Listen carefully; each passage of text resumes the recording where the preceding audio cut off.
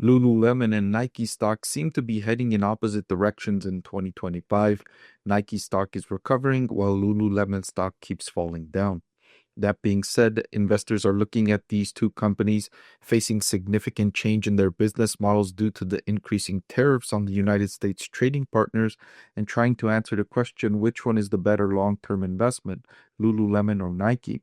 That's the question I'm going to answer in this video by comparing these two companies across revenue growth, profit margins, returns on invested capital, and then comparing them on valuation, looking at and sharing with you my proprietary discounted cash flow calculations, and also looking at the forward price to earnings valuations to come to a comprehensive conclusion on which one I think is the better investment at current market prices. So let's start with looking at revenue growth over the previous decade.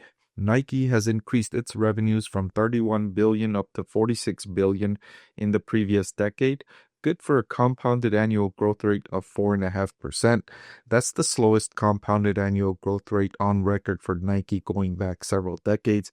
And in fact, revenue has decelerated or declined from last year's levels as the company struggles with rising tariffs, changing consumer behavior, and a decision from the previous management team to deprioritize the wholesaler segment of its business.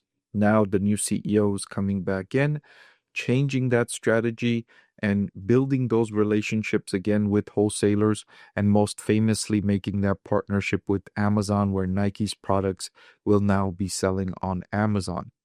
Meanwhile, Lululemon has increased its revenue by more than 5x in the same time, growing from 2.1 billion to 10.7 billion, good for a compounded annual growth rate of 19.5%.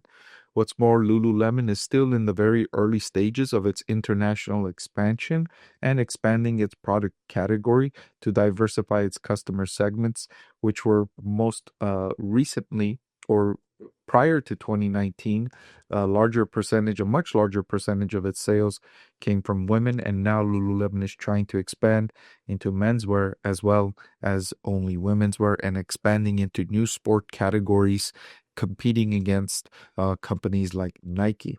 The next thing I wanted to compare these two on is the operating profit margin.